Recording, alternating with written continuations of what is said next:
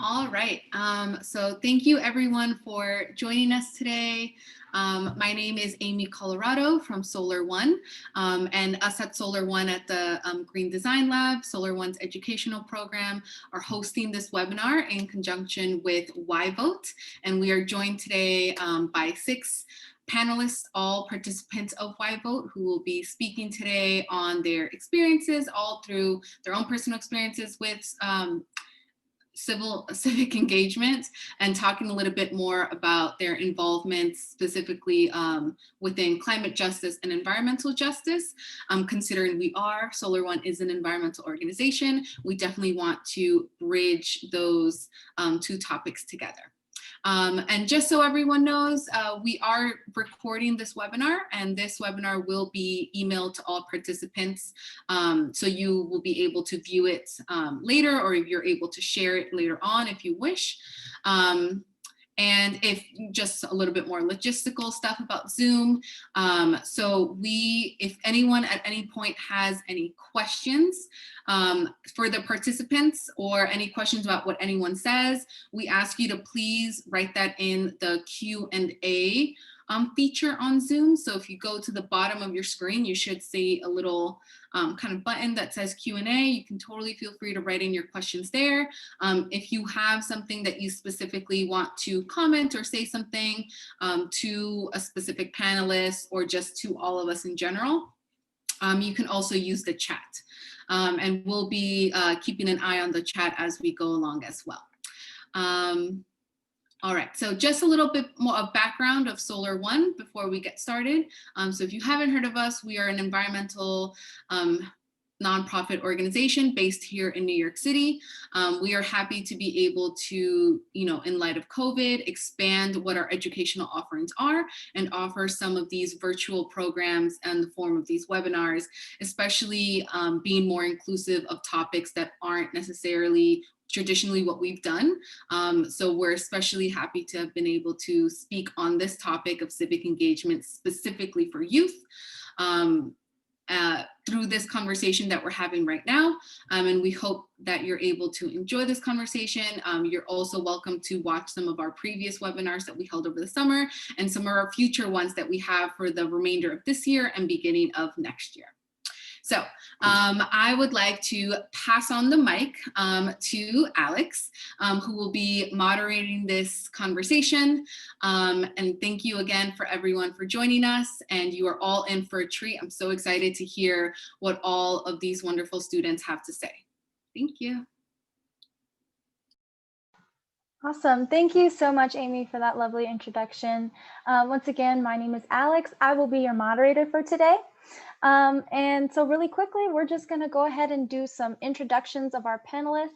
You can go ahead and start with Milena. Would you like to start by introducing yourself? Of course. So my name is Milena. I am a member of YVote, and I'm very interested in environmental justice. And I go to Aviation High School. I'm 17 years old. And in Aviation High School, I'm part of the Environmental Club and the Science Leadership Club. Awesome. Thank you. Katrice? Hi, my name is Katrice. I am I'm a sophomore at Syracuse University.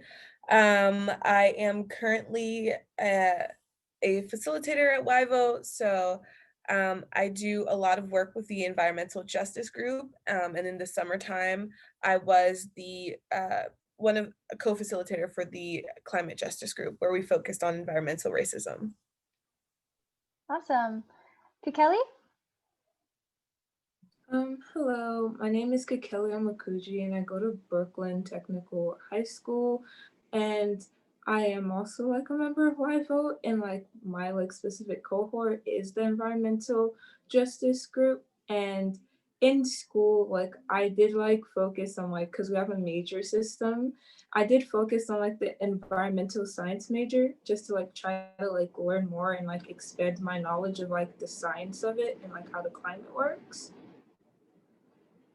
Thank you. Maisha? Hey, my name is Maisha, and I'm a junior at John Bowne High School. I am also a member of YVote, and um, I've seen all my fellow YVote panelists here give amazing presentations about environmental justice. However, I am in immigration justice group in YVote, but this is my little introduction. Thank you, Maisha. Karla? Hi, my name is Carla Cerrett. I am currently a freshman at City College of New York, and I joined YVO in, I want to say, fall of 2017. So it's honestly just been an honor to be with YVO. Also seeing a lot of like incoming Y voters, people who've been there from like the jump, like Katrice. It's been, amazing to sort of see us blossom and grow. So I'm just here to give any knowledge I can, really. Thank you. Awesome. Thank you, Karla. Mia? Hi, I'm Mia. I'm a junior at Talent Unlimited High School, and I've been a part of YVO since the summer of 2020, and I've been a part of Criminal Justice Action Group, and I'm currently a part of the Environmental Justice Action Group. Great. Thank you so much, ladies. So as y'all can tell, we have a lovely panel today of many talented and intelligent young women. And so let's go ahead and jump right in and see what they have to say about the questions that we prepared for them today. So we're going to go ahead and start off with the topic of youth. That is what this whole the seminar is about today. So why do you all think that the voices of young people are so important in this greater movement for civic engagement? Whoever wants to jump in, just go ahead and start talking. I'll jump in. So I personally believe that young people are really important to this movement because as young people, we're hungry for change and we're hungry for seeing our generation in a better place, in a better world where there's no pollution, where we actually care about Mother Earth because Mother Earth does need us. And I feel like as young people, we want to see that happen soon. We don't want to wait in the next 10 years. We don't want to wait the next 20 years. So as young people, we're just really hungry for that. And that kind of drives us to like push politicians to do something. And that's really important in this movement. Yeah, to add on to what Milena said, I completely agree with her. And as being the part of the youth, I feel like we are the future. And if we don't take action now, we're not going to see anything in the future. So it is our responsibility in a way to start up things and make changes in order for this earth to be a very beautiful place that we live in. So it starts with us, and then eventually we can make a lot of changes and make this world a better place to live in. Yeah, I just want to add on, like, I completely agree with what both of them said. And I just feel like young people, they really just like want to see the change. Like Milena said, they want to see it now. We don't want to be continuing the same fight in the future. And most importantly, and specifically to environmental justice, is like the environment is going to affect us most in the future with climate change. So it's like, that's why we really want to focus on that issue, because we owe it to other movements, like whether it's like racial movements or immigration or like whatever movement it is, we owe it to those movements to actually see them through and see the effects, because we can't just leave this earth without knowing what justice and equality and peace looks like, because we didn't act sooner on climate change. Absolutely, absolutely. Very well said. Does anybody else have any thoughts on this, on why specifically the youth? Why is that the most important generation or powerhouse in our society? Yeah, I think that I think it's the whole concept of like us being the ones to kind of inherit this earth. And I think that we have the power to hold our elected officials responsible. I think that there's a lot of energy right now in young people that they are willing to put towards making a change. I think that we've made some great strides in like starting that process.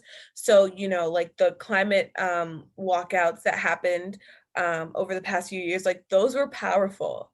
And they were like a message that like, we are willing to stand united and, call elected officials out for not taking enough care of our environment. And so I think that that alone shows like why it's so important for us to continue that work. Like we can't let the activism that we've already done be isolated incidents, because we don't exist in a vacuum. And we have to look out for our future. And if we want a future, we need an earth. So. Yeah, I totally agree with everything that's been said.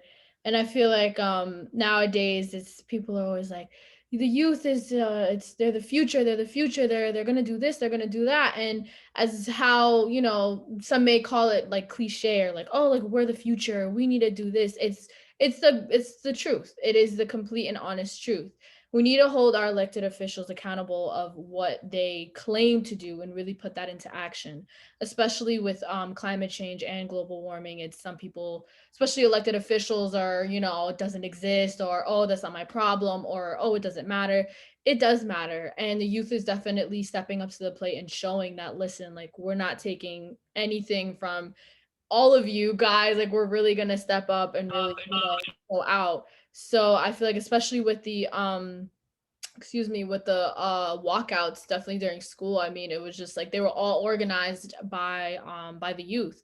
So if that doesn't show that like we can hold a whole entire like citywide like walkout, then, you know, we'll keep showing it off. We'll keep letting, you know, elected officials know, like, listen, like we're not messing around. So we're definitely very important.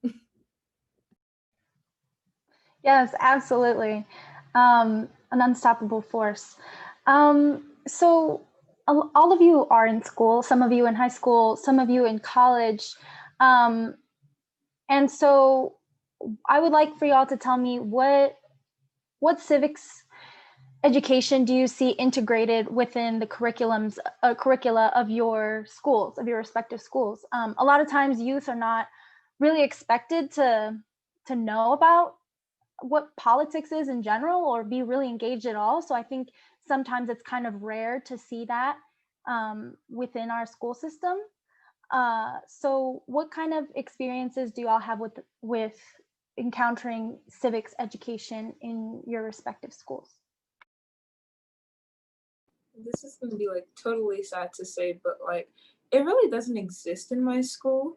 Like in my school, there's just like the focus on like getting grades, and like what's become more important is like more your score in like the AP or like the regents than like teaching like how to be civically engaged. So it's really a lot of like what civics education looks like for like the kids in my school. It's like it's context.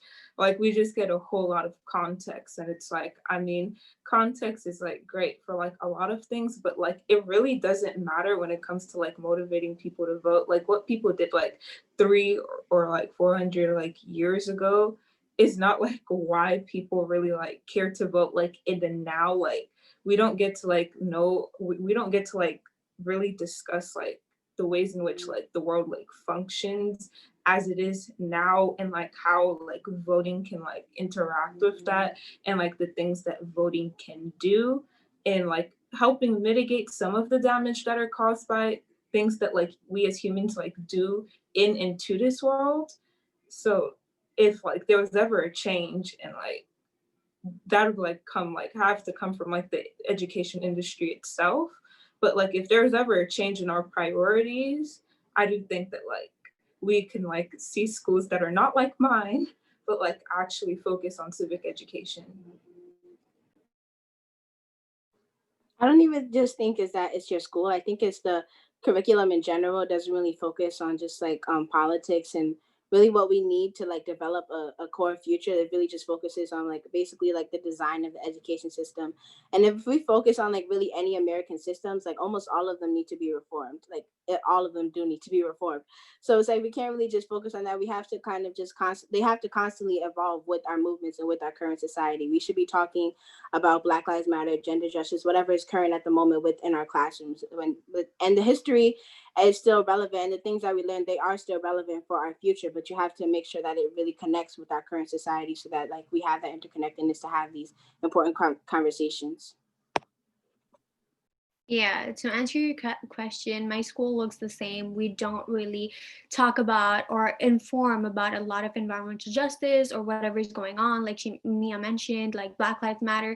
We just talk about it and then call it a day, but that's not it. It has to be taught, it has to be informed for other people to know and learn, but that doesn't really happen in schools. I feel like schools only care about grades and what is going on in school, like the exams and all of that, but not the issues that are affecting us now.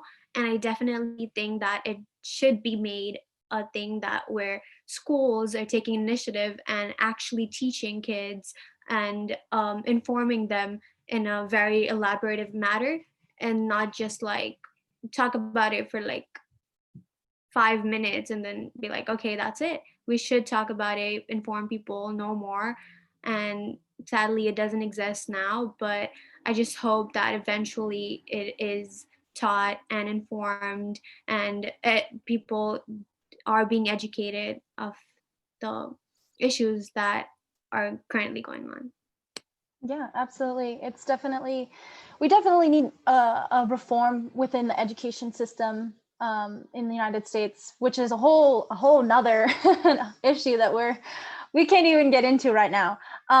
But if anyone has any positive experiences within their education system and being taught how to be civically engaged, we'd love to hear that from you.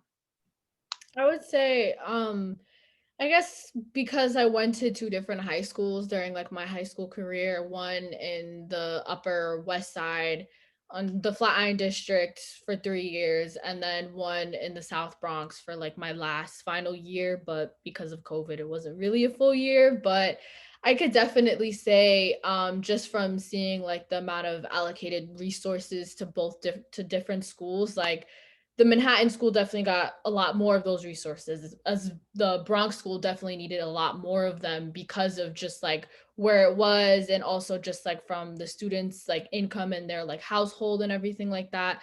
But I could definitely like tell, I guess, and just sort of reflect like on my experience like being living in the Bronx, living in the South Bronx, and definitely seeing how that is.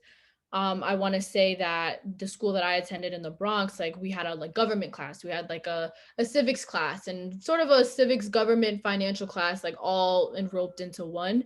But I would definitely see that there was a very big attempt in definitely showing and telling the kids like, oh, you're able to register to vote, you're able to do this. If you're not 17, if you're not 18, you can still pre-register to vote. And I'm really glad that there were definitely some of those some of that information that was like passed on to the students at the school that I recently attended. But yeah, it was just definitely, it's definitely a start. Definitely I want to say during civics week, I think that was probably early this year.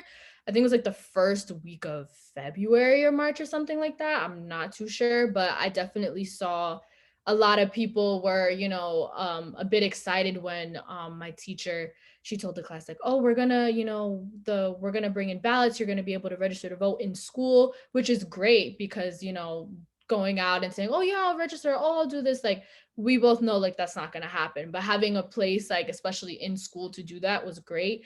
But unfortunately didn't follow through because of COVID. But definitely seeing people just like very energized to do that, and definitely saying like, oh, like encouraging their friends, it definitely just kind of just started a whole wave of just like, wanting to be more like civically engaged and civically just more educated about like sort of what's going on in their neighborhoods, in their communities, and just like, globally, nationally, everything like that. So there was definitely a big attempt overall. In summary, there was a big attempt and it definitely made its way through, but I wish it was just more of that in all schools in New York City. Absolutely, absolutely. Yeah, you have a great point there that even with the classes that some of y'all have taken or have had the chance to experience, it's really just a drop in the bucket. And I just really quickly wanted to mention that if any of y'all have any questions that you do want to put into the Q&A box, please do so. If we aren't able to get to it right away, we will address all of them at the end of what we've programmed for you all. but we'll try to get to them as we go along. So just please know that if we're not answering your question right away, we will get to it. Katrice, did you have something you wanted to say about this? Wow. Okay. I think that for me, I had kind of a similar experience to Karla. My school was really small, so I think that it was much easier for them to kind of like have like pre-registration drives and registration drives in high school. But I think that it really does shift when you're in college. I think that there's a lot, like a much bigger focus, and I'm not sure if it's because we live in this moment in time and it's more important than ever to go out and vote, or if it's because, you know, we're in college and we're all like idealists and we're looking to change the world. But I think that like there has been such an emphasis on voting on my campus. Like I know that there are buses that are taking like students to early voter places for free. And like I know that like there's so many resources out there that are now like pushing the civic agenda that weren't before, and I think that it leads to a much more informed like populace. So for example, like I was on Snapchat the other day and it was just like your sample ballot, and then you just put in like your voter information, and like it like actually like had a ballot full of everybody that you're going to see on your ticket, and like if it was available, like a small summary about the politician and like their party and stuff like that. And so I think that like large resources like that almost do a better job at educating like the youth for like why they need to vote or why civics is important, or even like how to begin that process. And I think that like the shift has been really valuable. Yeah, and that's it's interesting that you bring up voting because that's exactly what I wanted to talk about next. Y'all are a part of YVote, right? Vote is literally in the name, but the whole point of the organization is to engage youth. So why the focus on voting? Why is voting so important to people who can't even vote? I think that before we do get the chance to vote, we have to understand our civic duty. And the beautiful thing about voting is that it really just redefines power within a government that usually marginalizes communities of color. Which is like it's so important that your vote just really represents your community and it represents the issues that you care about. So as young people who are soon to vote, it's like you have to understand what is a major issue within your generation and what candidate is going to represent that major issue, or what's just a major issue within your community. And understanding that even though you can't vote, you can still hold your elected officials accountable. You can still email them, you can still reach out to them, you can still tell them that this is going on within my community. And when I do get a chance to vote, like actually like understand like the power that you have. When I do get a chance to vote, if this is not upheld, then I will vote you out. And basically just understanding that you have the power within your own community, but you just have to exercise it. Just building on to what Mia said, which is beautiful said, I just want to add on that she said that we have to engage ourselves. Like we might not be able to vote now, but we still have ways of influencing elected officials to take action towards what we see as our future. And just to give one example, within YVote, what we did was we started making calls to elected officials, like the Speaker of the House and everything, basically telling them to support online voter registration. And it actually happened because we started making calls and telling them, please support this, please vote towards this, right? And that was really helpful for them. So I think that in a way, we're not allowed to vote, but we still have the power to influence it in like not indirect ways, like not direct ways, but indirect ways.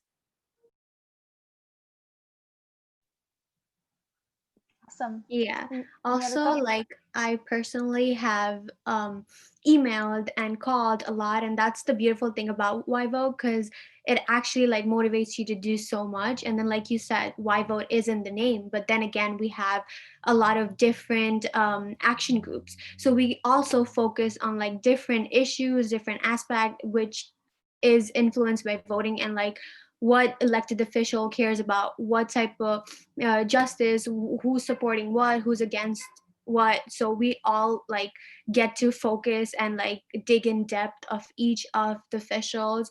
And like it's mentioned before, we also, since we are young and we cannot vote yet, but I'm so glad to have that information, because even though you're in one action group, we always have a teach-in where different action groups would come and present their presentations. And even being in a different action group, you can still learn so much about what the others have to say and what other issues have been going on. So I feel like YVote really does a good job with that. And as being a 17-year-old, I can't vote, but I am well informed, and I feel like I have the power to actually influence it. Yeah, I definitely just quickly just to add on. I'm currently 17 and my birthday is November 4th, so it's right after election day. But definitely want to advocate to everyone, to my mom, my dad, my siblings, like everyone I know, to definitely vote, because I'm so close and I really want to. And just everyone just in general, like on Instagram, the media plays such a big role as well. So even though like, yes, I am 17 and it's like, oh, like you're not able to vote, so oh whatever, like definitely just sharing those resources and any education or any bits of information I can, especially to people who do want to vote, and just kind of going off of what was said before, that yes, like the presidential election is going on currently right now, but people aren't paying attention to like local level government, which is like impacts your community and your neighborhood directly. So people don't really understand that, or people are just like, so just like, oh my God, Trump, Biden, what's gonna happen? But we also have to really focus on like what's happening like in our backyards. So I think like on the ballot, I think in New York City, it's like Mayor de Blasio, like there's gonna be an election for like a new mayor. But people don't really know that. Some people may not know that, some people do. And that's not just really getting as much like shine as it should, because that really does impact you a lot more. But just also just kind of understanding that like there are people that are out there to, just like YVote, just like Solar One, and so many other nonprofit organizations and youth-led organizations as well, that are like there to, share the resources, share the information as well. So yeah.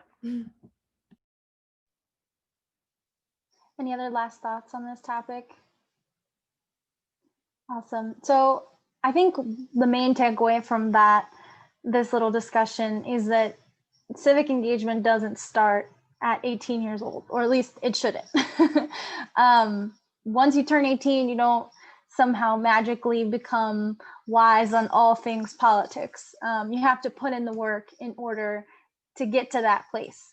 And YVote and other organizations like it are one of the main ways that our youth are able to learn this knowledge and to develop the skills they need to in order to be active members and productive members of society. And so maybe we could start talking about some of those skills and talents maybe that y'all have learned, discovered about yourselves while participating in YVote, or just from life in general, that have helped you be more civically engaged and that you think will be applicable to your lives in general moving forward. Definitely. So I would like to say that with YVote, I learned to be more of like an activist and a leader and take initiative. For example, I've taken the initiative of starting a club in my school that pertains to social issues, right? And I feel like YVote really helped me towards that and really gave me the power to say, no, I have the right to do this, and I can do this, and I can engage more people and influence more teenagers my age and older or younger to really take action, and we can talk about this and we can take action towards this. So I feel like YVote has given me that opportunity and those skills to just take on leadership, initiative, and really see like my goals through. I think for me, like it's really helped me to develop an understanding that like being civically engaged is not just voting. Like there is so much more to it, and like it at the end of the day it really is a lifestyle. I like to call it being civically sexy just because like it just has like a nice little ring to it. But like being civically sexy means that you advocate for yourself, whether that is in when you're talking about issues that matter to you or in your everyday life. It means like taking the initiative to really like hold yourself accountable and like really actually being responsible for yourself. And I think that like that's another reason why like it's so important, because like all of these skills are things that you need to like be an adult and like function like in the real world. And so I think that it's definitely something that like, you know, is very useful. For me, I can definitely say that like I can like relate to like some of like what Katrice just said, and like using like her new term like civically sexy. It's like learning how to like advocate. Like I've always been able to like stand strong for myself, but like YVote has allowed me the opportunity to connect with like so many other people who like are doing like so many like great things. And it's like over the summer, like I was able, like I had like the opportunity to speak to many politicians, and it's like that is something that I've gained through like my connections through YVote, and like that like those experiences really taught me how to like stand firm like in the face of like people trying to gaslight you about like the issues that like you hold dear, being able to understand and be like, no, like I'm right about this, like it's your job to do this, don't try to turn this on me. It's like learning how to like tell when people are like lying about the things that they've done, keeping up with like the things that certain candidates have done. Like these are all skills that like I have picked up like in part thanks to YVote and like its larger network. And it's like that's something that's like really useful like in the future when it comes to like certain bills that like you may want passed. Like if you feel the need to like rely on like some part of the government and like you need to hold your elected official accountable, it's knowing that like how to stand up like for yourself and not just advocating for yourself, but like for other people too. Yeah, and I think as just as civically engaged young people and just as civically engaged humans in general, we all like really understand, or we come to a moment of realization to that point where we actually spark passion within the issues in society. So it's like I think we all like remember something or event that just happened, and it's just like you knew you had to get involved and you knew you had to care. So like for me, like something that really sparked me was when Trayvon Martin's passing, and I think that was the birth of the Black Lives Matter movement. I believe that was in 2012. I was like, 2012. I was like, 12? Yeah, no, not 12. Sorry, I can't do math right now. I was 10. So yes, and that really just sparked something for me, and it was really just like the start of my civic engagement. That was really just like when I went to school and I would just like include like current events within my conversations. And I think now, just like going through middle school and going through high school, you really just have to go into programs that really gonna nurture that passion, nurture your voice, because I really didn't know how to express that. I didn't know what platforms I needed. I didn't know that I had to work on public speaking and vocabulary and just certain things like that. And basically just what it means to be a leader, what it means to when you go into activism and you really just want to take these roles of leadership, what it means to have people follow such an effective leader. Because in order to be a good leader, you have to be a good follower. So you have to have those mentors and you have to have those role models. So you have to really understand that if you have an idea for the future and the passions and what you really just want to use your platform for, you have to understand the skills that are needed and the skills that you need to grow on that you might already have. Definitely. Just kind of quickly bouncing off of what Mia just said. I guess the first thing that started my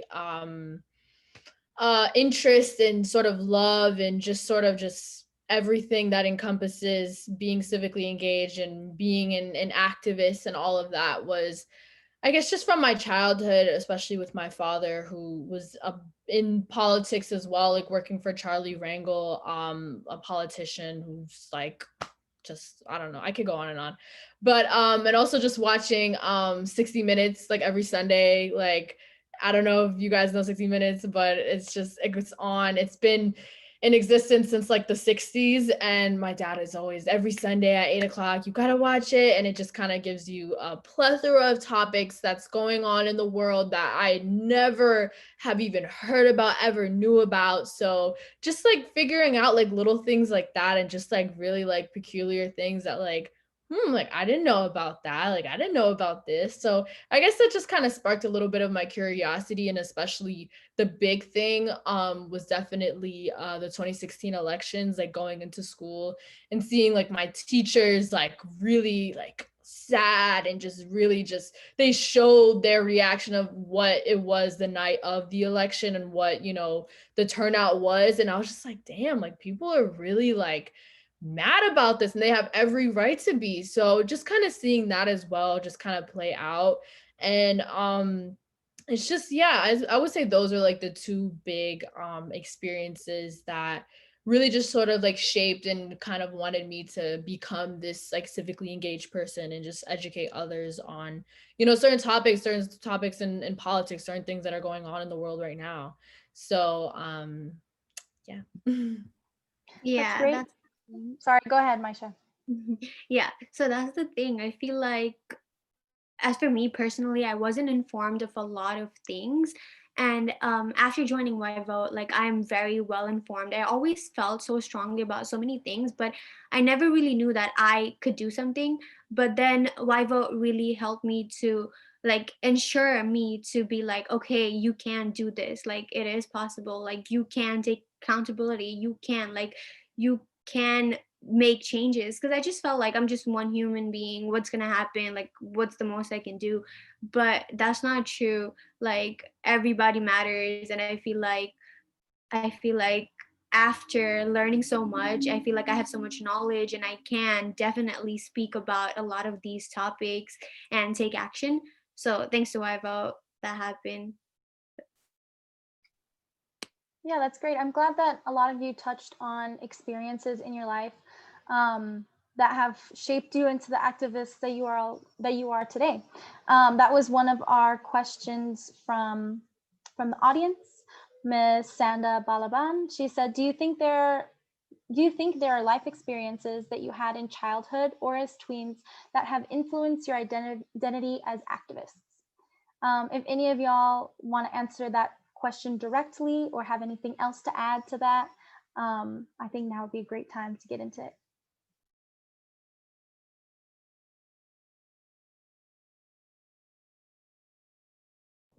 I think for me, like when I was growing up, like I most vividly remember like Obama just like being our president, like for all of the whole time. And like it was nice because like to my knowledge, I felt like safe. I was like, yay, like a black man's president. And I was like, there's so much like progression, and it like really made me hopeful for my future. And then I learned about things like voter suppression. And then he left office after 2 terms, and 2016 happened. And I think it really did burst my bubble. Um, and I think that like I was kind of forced to like see that like it was like injustices exist in the world, and that as like a black person in America, like a lot of those injustices, as a black woman in America, a lot of those injustices kind of affect me. And so I think that that really radicalized me and really like made me turn my attention to politics. Yes, definitely. I just wanted to add on to that because like I can definitely like relate to that experience. Honestly, when I was getting into politics, growing up, like all I known was Obama. I saw someone that looked like me in the first family, and I didn't really think anything of it. I wasn't really like aware of like the concept like of race. We're very like innocent as children until we like really understand like the world as it is. And when I just realized, I think 2016, it was a turning point for all voters. Like it was really just it was a really impactful year. Like it was a lot. And so like what I didn't know that when I was younger, I just didn't know about politics. I didn't know that people left office. I was like, oh, he's leaving. Like I was obsessed with like Michelle Obama. Like I loved her. I loved the first family. And just to know that they were leaving, I think that's when I really got civically engaged, because I'm like, okay, so these are constant things. I was learning about government. I was like, people go in and out. We have to make sure we have the right people. And I think just basically certain life experiences, it's just I noticed that I care about like almost like every issue. Like I can't really care about one issue more than another. I think like I'm very closely like related to the experiences of the Black Lives Matter movement as a young Black woman, of course. But I honestly just, and so I would advocate for just like LGBTQ, immigration, education. Like I advocate for so much, because I think these are just simple things that shouldn't really just be like an issue. Like these are basic like human rights, like just such things as healthcare, education, like housing. It's just, these are just basic human rights, but it's been a movement for so many years. So I think that just kind of shocks me. And I'm like, this is just like, has to change now. Like, I don't think this should go on any longer. So yeah, I think basically just any issue that's really just introduced to me, it's just automatically just becomes a passion of mine. And I think that every life experience just like it influences the activist that I become. Yeah, I agree completely with what Mia just said. I feel like with a lot of the experience I have or will have, definitely will and have shaped me into the activist and just in the person that I am today. I think it was 2019, the summer of 2019. It felt like just the other day. But I went on everyone knows the story, but I'm gonna say it again. I went on a 30-day hike in Alaska for a whole month in the month of July. And it was through this program, and it was great. It was a fantastic experience. But it really just I was not in my element. I was in a completely different, like, whole entire different world. Like, I've never been to Alaska. I've never been, like, being in the airplane, looking down, seeing all these, like, these mountains with snow on them. Like, this is out of a movie. This is crazy. And just kind of pertaining it back to just the environment and just global warming and climate change. It's like I'm over here like hiking, and that whole entire month like I hiked like 120 miles, and we're just constantly moving.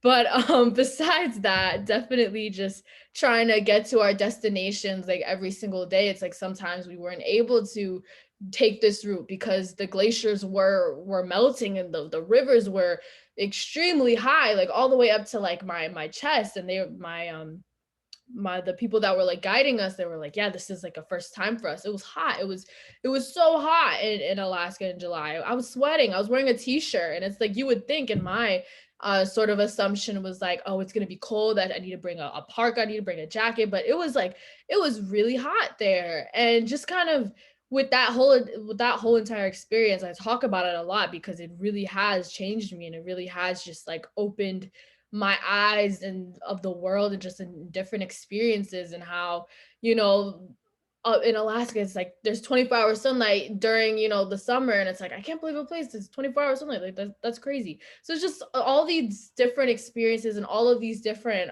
things that we learn in our life, and it's just, it really shapes us as who we are. That's just like a given. But pertaining to to global warming, climate change, that definitely was like a big moment of like, oh, like this is very, very, very serious. So that was a big turning point for me. And I'm so glad to hear about that turning point for you. I think a lot of folks these days, they're so wrapped up in their daily lives, which is totally understandable, but they never get that chance to have that turning point, to have some kind of experience that kind of wakes them up and kind of takes them outside of that bubble, to really to understand why climate change is an important issue and why they need to take action on it.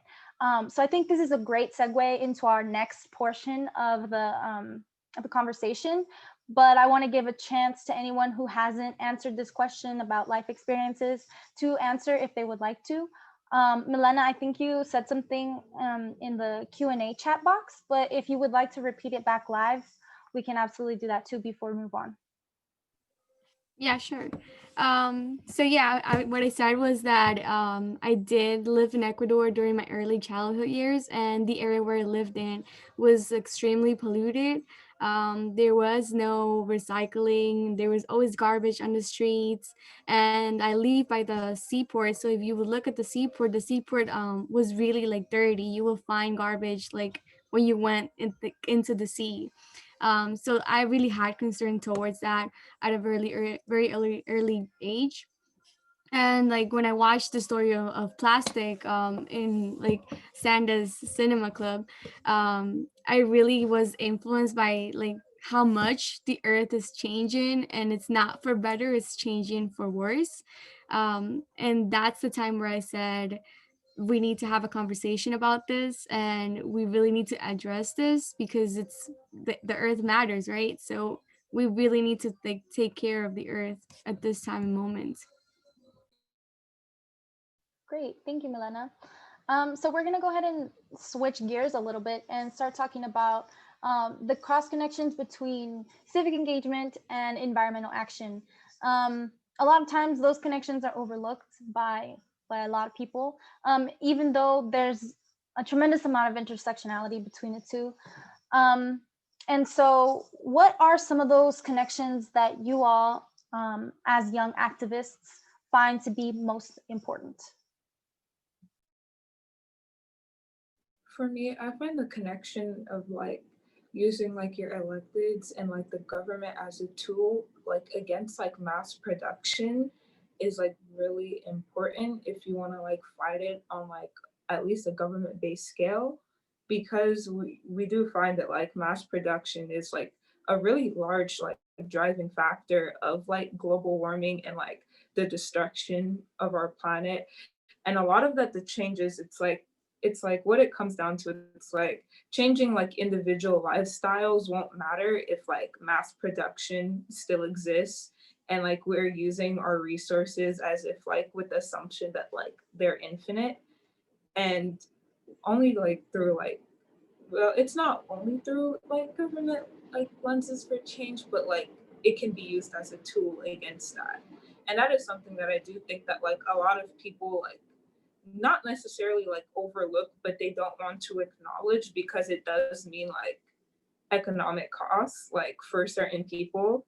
And it's just like become a thing where it's like, do you care more about like the economy and like money, or like do you care about like lives? Because the people who like live near like the plastic facilities, like they're dying. The people who live like where like they burn the plastic, they're dying. Like all these emissions, it's like changing mass production, like using like to use a whole bunch of trees, or like these refineries and like fracking practices, like the people who live around those places, they're like all dying. So it is becoming like a global, like it is like a global flashpoint where it's like even if people in like all of these first world countries don't feel it, people who live in the global south and like places in the continent of like Africa and like South America, they're definitely like feeling it now. Like the people in like Bangladesh, like they're definitely feeling it now. So like something does need to be done. I think for me, it one of like the biggest environmental issues that really I think shows the intersection between like civics and like environmentalism is environmental racism. Like we all live in, well, yeah, we all live in New York City. And like I think that it's really insane that like I was reading an article and it had a statistic that said like Black people who are middle class are more likely to inhale like harmful pollutants in the atmosphere than white people who are in the lower class. And like I think it says a lot about how we have to kind of like really hold our politicians accountable, because like there should be no reason that like the South Bronx has the highest rates of asthma in like the country. Like it's insane. And I think that like it's like an attack it really is an attack on people of color, and it's like a lack of care for our lives and like our impact. And so I think there's no, like, it's no coincidence that we also happen to be the largest population of disenfranchised people. So I think that there are so many intersections that exist, and we need to start like only entertaining people who take things like this seriously, and only like electing elected officials who take this seriously, and like being a representative for ourselves and for our health and for our futures.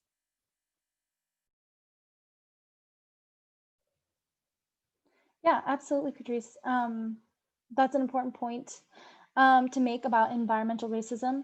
That's definitely a big issue. Does anyone have any more, before I ask a follow-up question, does anyone have anything else to say about their experiences with environmental racism or anything on that? Honestly, like I just everything Katrice said times 10, like that was like absolutely beautifully spoken, said, beautifully said. Um, for me, being from the Bronx, it's like everybody in my school, like almost everybody in my school had asthma. And like we didn't really just think anything of it. Like we just thought like, okay, like people just have asthma. We just thought it was like something regular. And it's really sad because like the Bronx is like it's because it's such a disenfranchised community, it's like people aren't really educated of how they're really just being how they're being like oppressed basically like within environmental racism. And it's like the reality is just like communities like Hunts Point is going to be underwater within years, and people don't know that. People just think that, you know, this is things are just the way they are. But if you're civically engaged and you really understand how the system works, you understand that you're not voting, or if you're not voting, that these candidates that are in elected officials are supporting redlining, and they're supporting like basically the disenfranchised that I'm sorry, I can't speak. The oppression of your community, then you have to realize that you have to vote, and that you have to understand that the environmental racism is directly impacting you. Yeah, absolutely. So really quickly, I'd like to take a moment here to address one of the questions made by the audience, one of our audience members. Sorry, tripped up on my words too. We talked about a little bit, we touched on a little bit earlier, mentioning reaching out to politicians, whether that's emails or phone calls or in person. One of the audience members would like to know, from your experience making phone calls and convincing others, have you ever had a pushback? How do you handle that situation? And I'll turn over the mic to Kekeli, who I think had a good answer for this. Okay, so like with this, I could like definitely speak to like one of like my experiences. I was also there with like another Y voter who's like not here right now, Meryl, and we were in a coalition with students of like Flushing International High School who are recently immigrant students. And I remembered John Liu, the politician that like we were talking to at that time, he tried to like deflect from like our demands for him to like co-sponsor a bill that would like fully fund foundation aid for schools. And he tried to turn it on us and say, why haven't I seen your faces before? And it's like I know, and it's like our response to it was like, first, like, this is like your job, like not ours. One, like, two, you haven't seen our faces before, because when you're talking to us, like mainly a school of like recently immigrated students who've been in the country for less than 2 years, like where do you think like they have like the time during a pandemic to deal with you? And like you definitely haven't seen like mine or like Meryl's faces, because we're not your constituents, but like we're here as support. So it was like one of those times where it's like you just have to like stand your ground and like basically turn what they tried to like use to deflect against them, because it just becomes a question of like, do you really care at this point? Like if your entire point is validated on you not seeing us before, it's like, how many times do you have to see us before things get done? Like that's the question like that begs.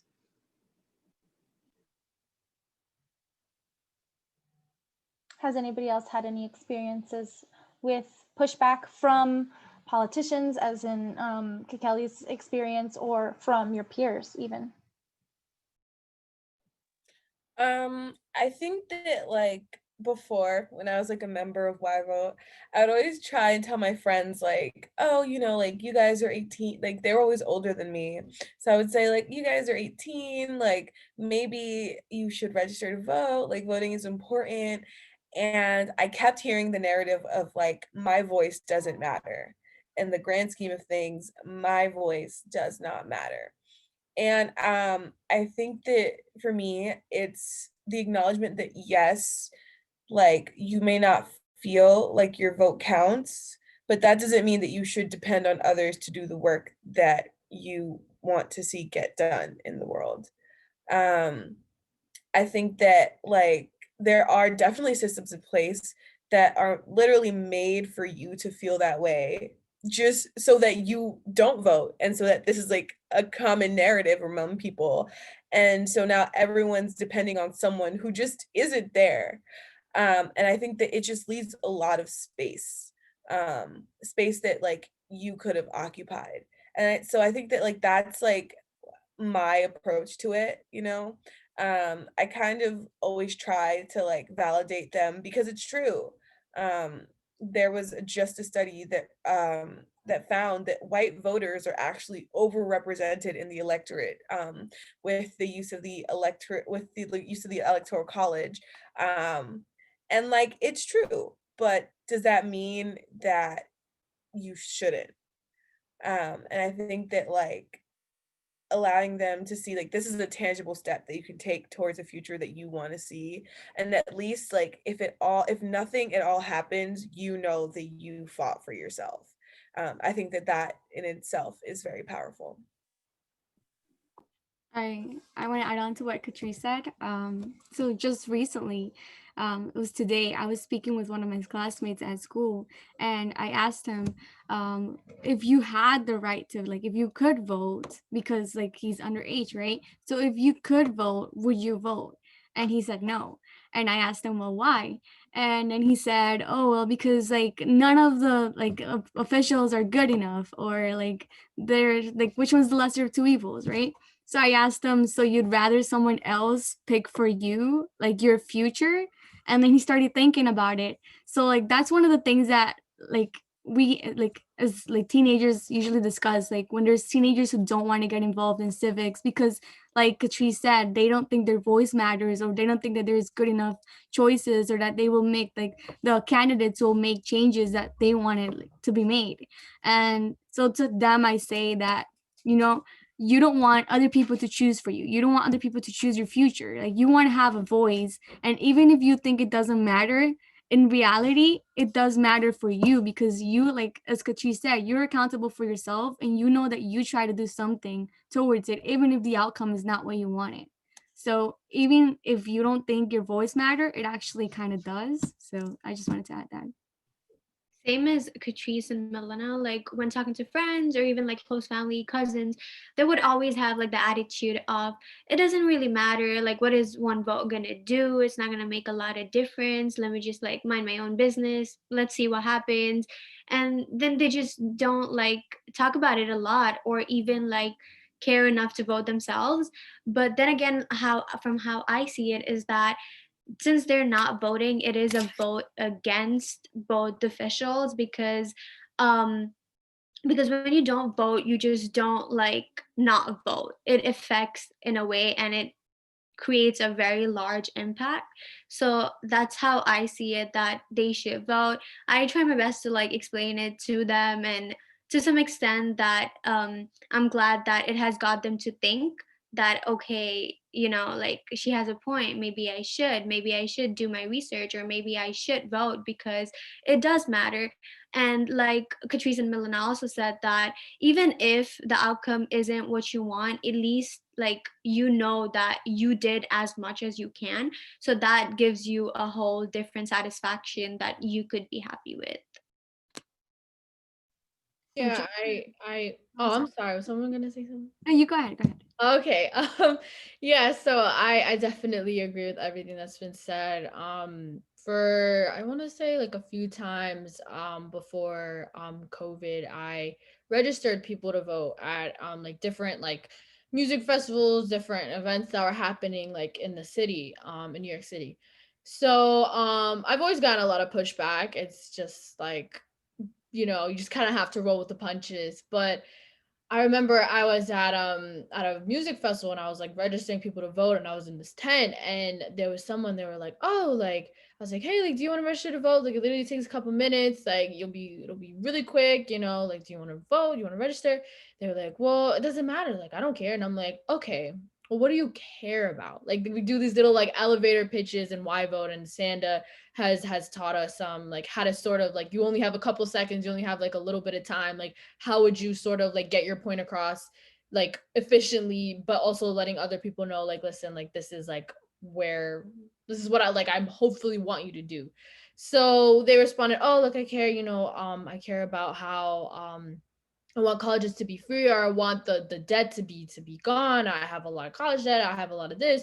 They're like, okay, well, this so and so candidate, I think at the time, I'm not remembering right now, but I was like, well, this candidate or this person is pushing for this, and they're advocating for this thing to be passed and for that to be passed. And they're like, really? I was like, yeah, you should like really check it out. Like, this is like a really big thing, and it ties into like what you really care about, and it's like a global thing for all students that are in college right now. Like, that's a really big thing. So when he said, I was like, wow, okay, like I'll register. I was like, yeah, like I was helping them through the process, and I was like, I feel really good. Like, I really did that. And I really helped someone just sort of like open their eyes to, you know, I guess like what a lot of people are conditioning them to think, like, oh, it doesn't matter, my vote doesn't matter. There's like so many people in the US, like, I don't care, whatever. It's like, well, you know, let's take that apart, let's strip that apart, and let's really get to like exactly, you know, what you care about, and we could sort of go, you know, from there. So yeah, there's always going to be pushback, but there's always just like a way to get through that, pretty much. Yeah, Yes, I there's just always- want to oh, sorry, go ahead. Mia. Well, actually, let's go ahead and go to Milena first, and then back to you, Mia. Thank you. So I just wanted to add on that, you know, to those people who really think that voting doesn't matter and that, you know, civics, it's not worth it. I just want them to think about this. What if everyone thought the same as you? Like, what if everyone thought that voting didn't matter and civics didn't matter, and they weren't like, they didn't need to vote or anything? Then where would we be, right? Then the world be lost. I'm guessing, you know, because then nobody would care. And then what would politicians do? They would do whatever they want to do. So we kind of keep them in check by us casting our vote. I just want to say that. Thank you, Milena. That was a really good thought experiment right there. Mia, did you have something to add?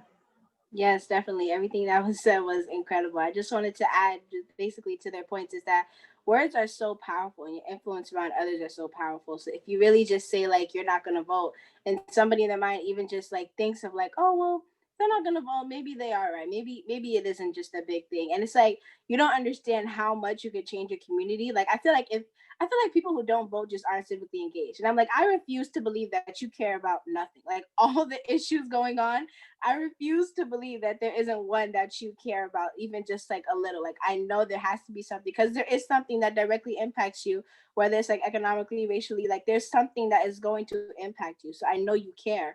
It's just find that thing and then just be like active within your community. Like I was just in another meeting with this incredible organization. It's called ABLE, and it works with police departments and reforming police departments. And they actually reformed a police department in New Orleans, which was one of the most troubled police departments. But because of their work there, they became a model police department for other departments around the nation.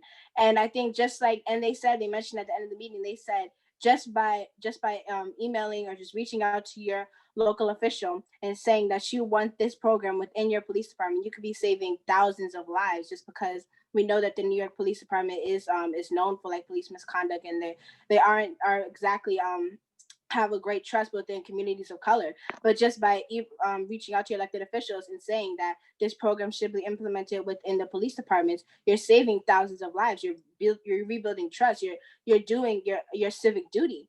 And it's like you have to really understand what is the issue that's impacting you most. What is something that you are passionate about that you know that you can bring to your elected official, whether you can vote or not. Absolutely. And on that idea of civic duty, how do we transition all of this, like this great like buzz and discussion and awareness about the need to vote and the need to get engaged and the need to do this or that, with actually carrying that out and actually putting actions to words and making that change. So how do we make that transition between just ideas and actual action? I would say that, I'm sorry. No, go ahead. Okay, so I would say that personally, I feel like that transition is made by you setting yourself up to goals, right? So we just recently discussed on YVote SMART, right? So that's, I don't know if you heard it before, but it's basically specific, manageable, right? Achievable, and make sure it's like reliable, right? And it's like time bound. So you want your goals to be like that. And when you take those words into actions, you want to focus on that. Like you want your goals to be like, if I want to influence other teenagers to think the way I do, or to be activists, I have to see, okay, so how do I want to do that, right? I want to have conversations or post on social media, but in how long? Like I want to influence 10 people today, and I want to do it in like 2 to 3 hours, right? You have to set yourself up to like little goals that in reality mount up to bigger goals. So that's what I'm saying. And not just that, but like action starts with you, right? So you can take little steps, such as like if you care about environmental justice, you could take little steps as like if you see garbage on the floor in the streets, pick it up, right? Try to recycle it. If you can like plant a tree in your house or plant some flowers, you could do that, and you have the right to. And I feel like that's just like little steps that you could take. Even like it doesn't have to be big enough, but like it's kind of taking your words into action. Mia, Yes, just to add on, every time like I think about like this like idea of like putting ideas into action, I always think about a question on the YVote application, and they said, do you consider yourself an activist or a change maker? And that question, like I would never forget it, because it really just made me think. And I just thought like, because we don't see like really like effective change. We see like people speaking out, but like we rarely just like see like within our communities like it actually playing out. So it's like our elected officials, yes, they may raise awareness and they may know about the issue and they may be educated about it, but they may not know a solution to that issue, which is the difference between an activist and a change maker. An activist, they're completely educated. They're spreading awareness. They're doing their part by educating people and by sparking the brain that's going to come up with the solution. And that brain that sparked has to be our elected officials. We cannot have people that are aware about the issue but are not doing solutions to the issues, because they're sitting there, they're not really being helpful to the community. Like, but what are you going to do to utilize your privilege and utilize your platform?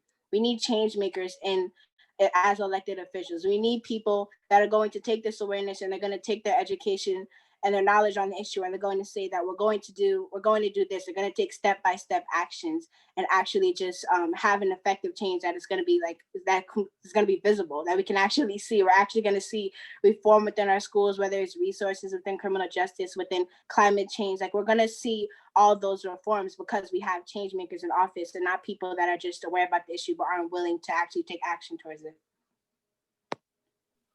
Yeah, absolutely. I definitely. Go ahead, Kelly. Okay, I agree with like what Milena said about using SMART goals, because you definitely need to have detailed goals in order to overcome a challenge as big as climate change and like environmental like destruction, because that is just such an like overwhelming issue that is a flashpoint for like literally the extinction of like this planet. And it's also like my personal like philosophy is that like I don't like, it's not like necessarily centered around voting, but civic engagement. And it's because my definition of civic engagement, it's not about like per se like government like communities, but like your actual like communities and what you do in your communities. So for me, civic engagement can be like literally helping out your neighbors to like get food, or to like help like at your neighborhood like food pantry. Like all those things to me, I define as civic engagement. Like I see things like the Prospect Park, like free healthcare, and I'm like, that's amazing. It's like people coming together, because I don't necessarily feel like government like comes to like that role as to where it's like, it's never going to be perfect. That's like life. That's like humanity's limitation. And it's like, I'm cool with that. But it's when like people understand that like, it's not just voting. Voting is not like the only thing. It's like a mere starting point. But like what's more important is your community at the end of the day, because your community is where you live. It's the people you know. It's like what's going to affect like your future, like how your community is. And you do need like steps like to ensure that like you get to solve like these overwhelming like goals, and like they can use the government as a tool, and like that's like where voting can come into play. But it's also like not just that, like not voting, you can still hold your representatives accountable. You can still like vote and like vote for a third party. And although people may think like may seem to think that like that's not going to do anything, if enough people like voted for third parties, we wouldn't be stuck in like a 2-candidate system, like a 2-party system. So it's like, I think just like moving from like what's like normative centric like modes of thinking, and just like focusing on like what are other ways that like you can go about it, which like do include voting, but like as a tool. Because when you look at it as a tool, it makes like goals a lot more achievable, because you don't look at voting as like the end all be all. Like if your candidate lost, like if AOC like ran for president, she lost, like that's not the end of the fight for like global warming. It's like you still have your community, you still have other people that you can turn to, like you can still rally your people to try to come up with some solutions against all these mass corporations like Amazon. Like these are all things that are super important. And I think that like also like when Milena was talking about having like smart concrete goals, it's not just like being small per se, like starting off small. You can start off like kind of like big, but like making sure it's concrete and knowing like where you're at. So long, like what I'm going to do today is I'm going to set out with like my neighborhood, and we're going to just like try to stop all delivery of like Amazon packages. Things like that may be so ingrained in our lives, but it's like if you want to use the consumerism fight, you can do that. If you want to like use government to like try to regulate Amazon, it's also like a way that you can go about it too. If you want to just like, I mean, leave the country together or like go somewhere else, live like a whole like equal like lifestyle, you can also do that too, you know? I think like that's really important when it comes to like these goals, because just everything being centered, I don't think it's like really like plausible in the long run. Yeah, for sure. Yeah, that was really well put, Kekeli, about changing your mindset from having government be the only thing that civic engagement is about. Like it's so much more than that. There's so many layers to it, and there's so much more than just voting. If anyone else has anything they would like to add to that topic before we move on to our final question and start wrapping up our discussion, speak now or forever hold your peace. Okay, great. So our last and final question for today is kind of a call to action for our viewers and for any potential viewers that we have in the future. How do we get engaged with organizations like Solar One or like YVote that help us to become change makers? Where do we find them? How do we get involved? What do we do? I think this kind of leads back to the question that we started with civic education. And honestly, because it's not implemented within our curriculum, we have to use outside sources. So like programs like such as YVote and Solar One, they really like YVote was recommended to me through my school. But if you're really civically engaged, you're gonna just do that. You're gonna do that research yourself just because you're hungry for that knowledge and for that platform. So make sure that you just do your research and just know that there's so many incredible programs. Like I try to join as many as possible, and just like it's crazy juggling them all. But there's so many incredible programs that you just have to reach out and look for them. And if you can't find one, start your own. If you have that own passion, get a group of friends and really just spread it and spread the message, and just do what you can do within your power, and know that if you have the resources to be within another program or just start your own, then do it, and just do it something you're really passionate about. Yeah, definitely. I agree with Mia. And I say take initiative even when like the school is not providing us with all the resources and we're not being well informed. I feel like we should definitely research ourselves. And when we do find organizations such as YVote or Solar One, we should always let other people know. We should share as much as we can. We should also like influence other people, tell them and then show them the benefits of doing so, or what becoming an activist really means and what are the different changes they could do. So definitely research. And then like Mia mentioned that if you don't really find anything else, you can definitely start one. And these are all nonprofit organizations. Anyone can do it. And you should definitely research and take initiative. Yeah, just to bounce off really quickly. Yeah, definitely taking initiative. That's like the first step. That's how I guess we all sort of really just um got into Why Vote. We all really took that initiative. We all like saw something or we were like all just really interested. And I feel like that's just first and foremost like the first step. But there are so many just like Mia was saying, there's so many youth-led nonprofit orgs that are out there that are just like looking for people to really be a part of. Like there's just, especially in New York City, like there's really just so many, and it's just really just asking around, like reaching out to others. If you see like a peer of yours or a classmate of yours that's like really just like interested, for example, in like in the environment, or someone that's really interested in like, you know, advocating for social justice, like really like go to them and ask them like, hey, like where'd you get all this information from, or hey, like where can I like be a part of this? And like I feel like they'd be so happy to let you know like what you can do and how you can be a part of like how you can be a part of it. It's like it's really just like amazing just how many like organizations there are, and I wish I could just like, you know, share them. Like if anyone wants to know, like there's so many, and it's just so amazing just to be a part of something with all of, you know, like-minded individuals that are also like youth and also just teens as well, and that are coming from different like high schools from like all over New York City. So it's just really just like that first step, like everyone has been saying, it's just really taking that first initiative and just really like figuring out like what do you want to get from this? Like what is your like main goal? Like do you want to, of course, learn more information, learn more about a specific topic, but like where do you want to see yourself? Like what exactly like do you want to do with like being a part of this, you know, movement? Really, no matter what it is, like you're really being a part of something, and it's like really beautiful to see.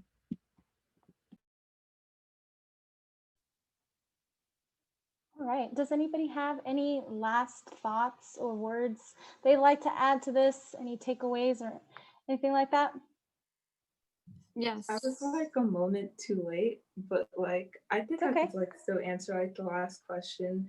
Like over the summer, like one of my friends, she decided to like start her own organization, which is Polyfem, which is like dedicated to like trying to get like high school like young girls into like politics.